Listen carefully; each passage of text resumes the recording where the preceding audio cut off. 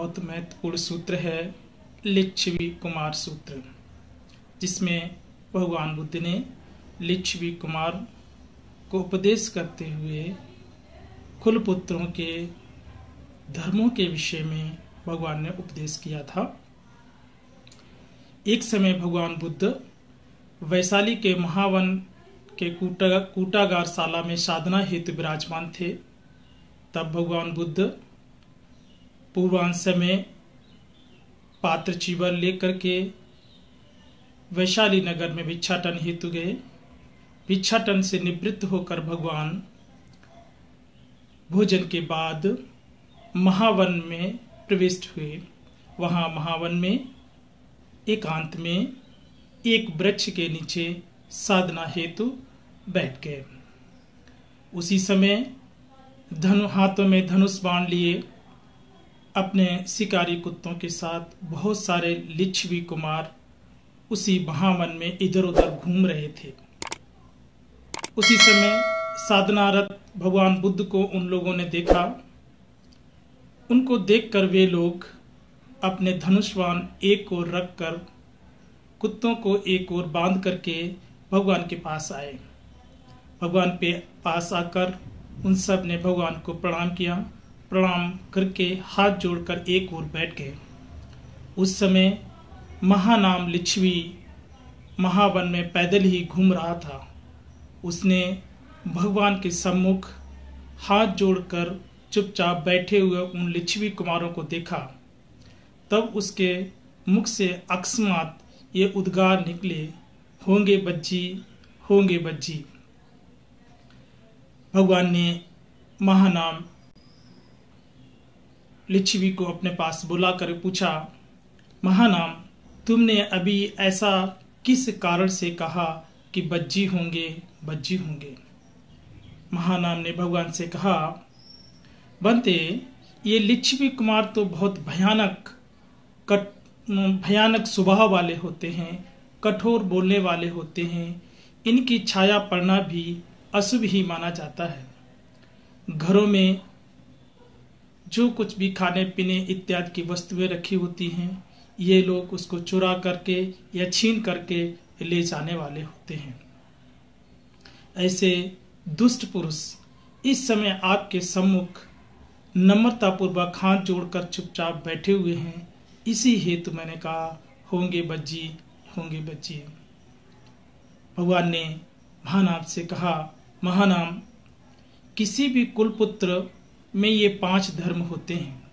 फिर भले ही वह मूर्धाभिषिक्त क्षत्रिय राजा हो या कोई पिता की संपत्ति पर जीने वाला बड़ा जमींदार हो, या फिर किसी सेना का बड़ा सेनापति हो, या किसी ग्राम का प्रधान हो, मुखिया हो, या फिर कोई किसी जाति का चौधरी या किसी जाति का प्रधान व्यक्ति हो, या फिर वह किसी भी परिवार में एकाधिपत्य रखता हो, उसकी वृद्धि ही समझनी चाहिए, हानि नहीं। जिस कुलपुत्र इन 5 धर्मों का अभ्यास करता है, उसकी हमेशा उन्नति होती है, कभी हानि नहीं होती। फिर भगवान कहते हैं, कौन से 5 धर्म? तो भगवान ने कहा, यहाँ महानाम, कोई कुलपुत्र अपने कठोर परिश्रम के द्वारा पसीना बहा करके या फिर अपने बाहुबल से या धर्म पूर्वक बिजनेस, व्यापार, नौकरी इत्यादि करके जो भी भोग संपत्ति अर्जित करता है, वह अर्जित भोग संपत्ति से अपने माता पिता का सम्मान करता है, उनका भरण पोषण करता है, पूजा करता है, उनको उस अर्जित संपत्ति से सुखी रखता है, उनका हित करता है। वे माता पिता उसके कल्याण एवं दीर्घ आयु की कामना करते हैं। माता पिता के कृपा पात्र ऐसे कुलपुत्र की हमेशा वृद्धि होती है, उन्नति होती है, कल्याण होता है, कभी हानि नहीं होती है। आगे भगवान कहते हैं, और महानाम, जो कुलपुत्र अपने कठोर परिश्रम द्वारा, पसीना बहाकर, मेहनत द्वारा, धार्मिक सद्धर्म के अनुसार धन अर्जित करके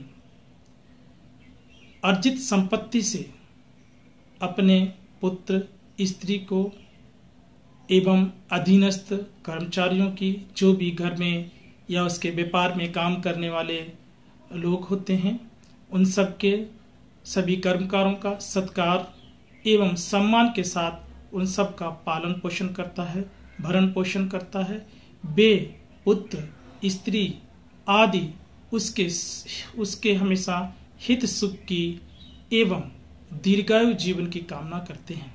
महानाम पुत्र, स्त्री आदि के कृपा पात्र ऐसे कुलपुत्र की हमेशा वृद्धि ही होती है, कभी हानि नहीं होती।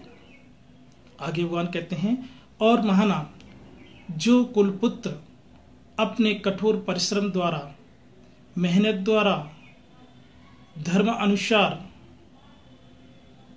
धन अर्जित करता है, वह अपने द्वारा अर्जित संपत्ति से हैं उनका सम्मान करता है और पूजा करता है। उन सब वैसा सत्कार, सम्मान एवं पूजा प्राप्त कर उसकी वो ऐसे आराध्य देव उसके हित सुख एवं दीर्घायु जीवन की प्रार्थना करते हैं। ऐसे अपने आराध्य देवों के कृपा पात्र ऐसे कुलपुत्र की हमेशा वृद्धि ही समझना चाहिए, कभी हानि नहीं।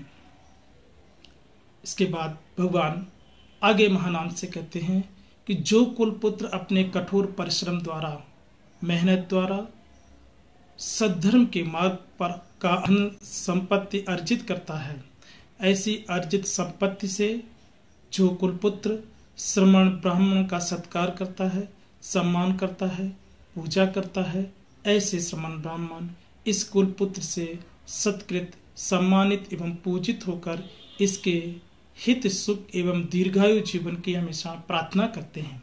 इस प्रकार महानाम इन श्रमण ब्राह्मणों द्वारा अनुकंपित इस कुलपुत्र की वृद्धि ही होती है, कभी हानि नहीं होती। आगे भगवान कहते हैं, महानाम जिस किसी कुलपुत्र में ये 5 धर्म होते हैं, भले ही वह मूर्धाभिषिक्त राजा हो या बड़ा जमींदार हो या किसी सेना का सेनापति हो या किसी ग्राम का मुखिया हो या किसी समूह का प्रधान हो या किसी परिवार का मुखिया हो, उसकी हमेशा वृद्धि होती है, कभी हानि नहीं होती है, जो उपर्युक्त 5 धर्मों का पालन करने वाला होता है।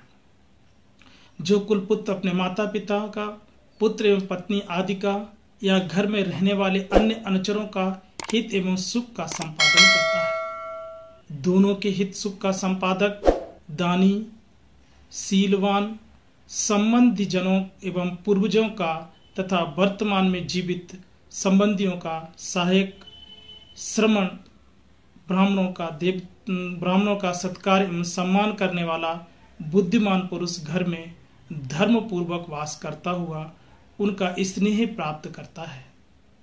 वह सबका हित संपादन करता हुआ उनके द्वारा पूजनीय एवं प्रशंसनीय हो जाता है। इन गुणों से इस लोक में ही प्रशंसा नहीं होती, अपितु वह इस शरीर के त्यागने के पश्चात हमेशा सद्गति को ही प्राप्त करता है और इस प्रकार वह निर्वाण गति को प्राप्त करते हुए इस संसार रूपी भवचक्र से मुक्त हो जाता है।